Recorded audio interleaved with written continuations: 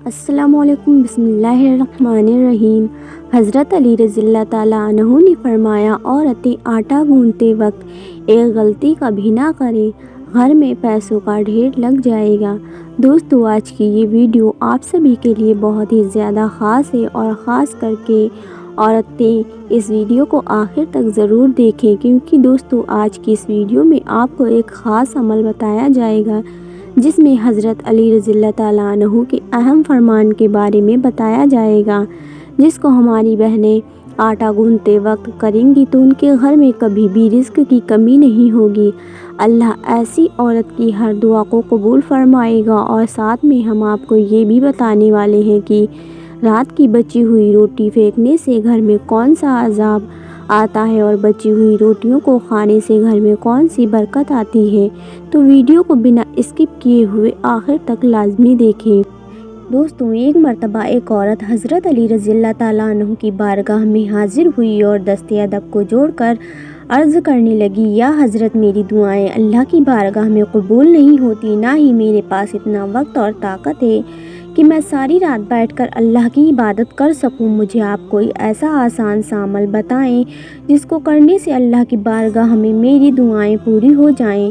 تو حضرت علی رضی اللہ تعالیٰ عنہ نے فرمایا، اے عورت، تم اپنے گھر میں جو بھی کام کرو اللہ کو یاد کر کے پوری سچائی کے ساتھ کیا کرو۔ جب بھی کسی سے گفتگو کرو تو محبت و احترام سے کیا کرو۔ تمہارا یہ عمل بھی ایک عجیب عبادت ہے، اور اس کے ساتھ ساتھ تم جب بھی آٹا گوندنے بیٹھو تو ایک مرتبہ بسم اللہ شریف پڑھ کر اللہ سے یہ کہو کہ اے اللہ، تو نے اپنی اس بندی کو یاد کیا، تو نے مجھ تک رزق پہنچایا اور رزق پکانے کی طاقت تو نے مجھے عطا کی۔ اے اللہ، اپنے محبوب کے صدقے سے میری دعاؤں کو قبول فرما۔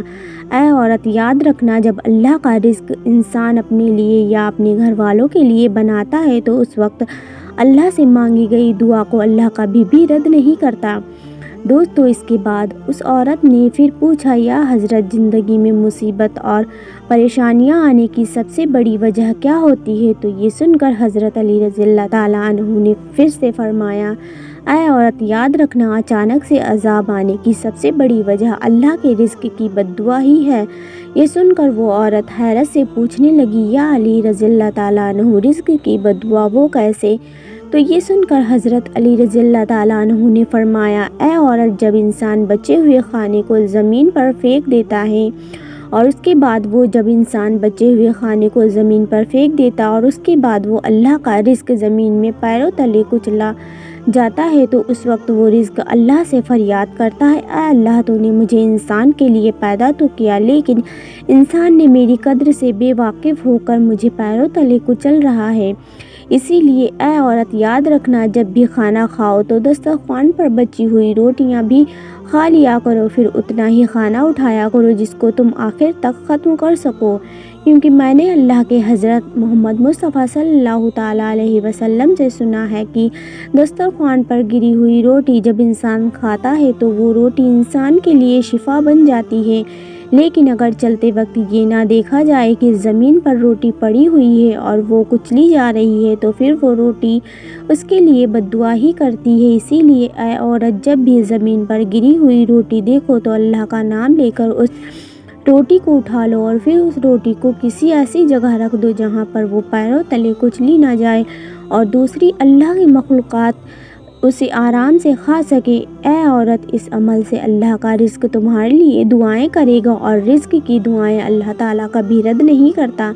دوستو، اسی طرح ایک مرتبہ ایک شخص اپنے گھر سے رات کی بچی ہوئی روٹیوں کو باہر پھینک رہا تھا۔ اسی وقت حضرت علی رضی اللہ تعالیٰ عنہ نے اس شخص کو دیکھ لیا تو آپ اس شخص کے قریب گئے اور فرمانے لگے، اے شخص، یاد رکھنا، رات کی بچی ہوئی روٹی پر اللہ کا نور برستا ہے، رات کی بچی ہوئی روٹی میں برکت اور خوشحالی کی ضمانت ہوتی ہے۔ یہ سن کر وہ شخص عرض کرنے لگا، یا علی، وہ کیسے؟ تو آپ نے فرمایا، اے شخص، جب انسان اپنے سامنے کھانے کے لیے روٹی رکھتا ہے تو وہ روٹی خوشی سے اللہ کے دربار میں فریاد کرتی ہے، اے اللہ، تو نے مجھے پیدا کیا اور آج تیرا بندہ جسے تو نے اشراف المخلوقات بنایا ہے وہ مجھے کھا رہا ہے۔ لیکن افسوس، جب انسان کچھ روٹی کھانے کے بعد کچھ روٹی کو بچا لیتا ہے تو پھر وہ روٹی پوری رات غمزدہ ہوتی ہے اور اللہ کے دربار میں فریاد کرتی ہے کہ اے اللہ، تو نے مجھے انسان کے لیے پیدا تو کیا، لیکن انسان نے مجھے ٹھکرا دیا۔ اس کے بعد یہ دیکھ کر اللہ اپنے فرشتوں کو حکم دیتا ہے کہ جاؤ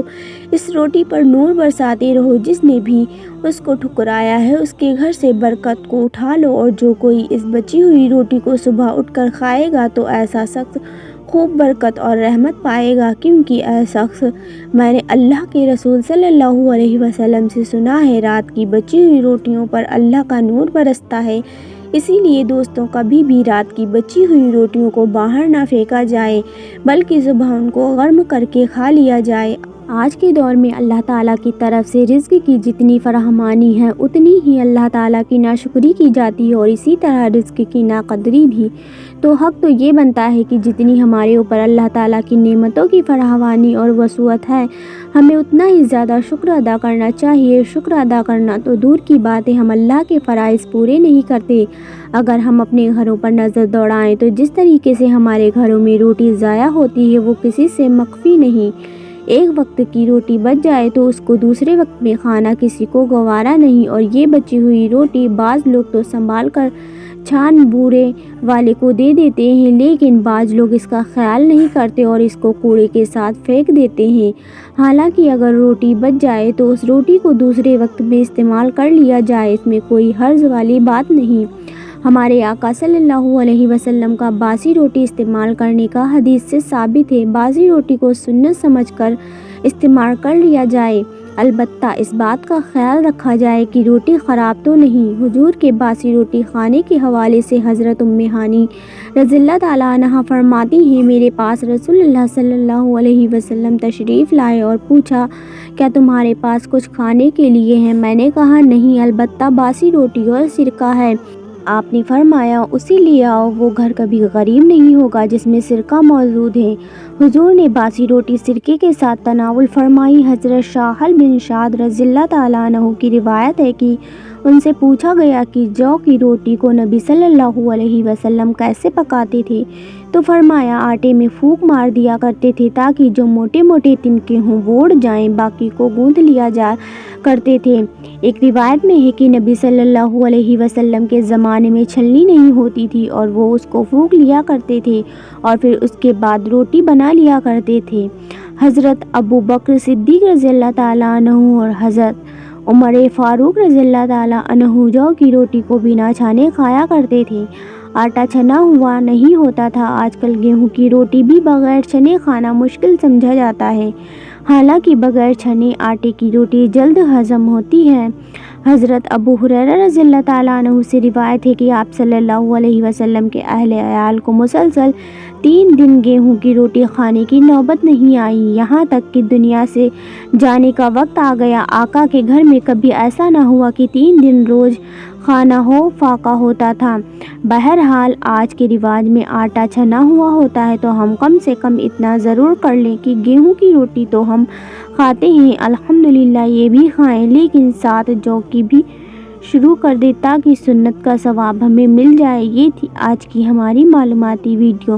پیارے عزیز دوستوں، آپ کو ویڈیو پسند آئی ہو تو اسے لائک ضرور کریں اور ثواب کی نیت سے اس ویڈیو کو اپنے دوستوں احبابوں میں شیئر بھی ضرور کر دیں، اور اسی طرح کی معلوماتی ویڈیو دیکھنے کے لیے ہمارے چینل کو ضرور سبسکرائب کریں۔ جاتے جاتے ایک پیارا سا کامنٹ کر کے ضرور جائیں۔ پھر ملتے ہیں ایک نئی ویڈیو میں ایک نئے موضوع کے ساتھ، تب تک کے لیے اللہ حافظ، دعاؤں میں یاد رکھیں۔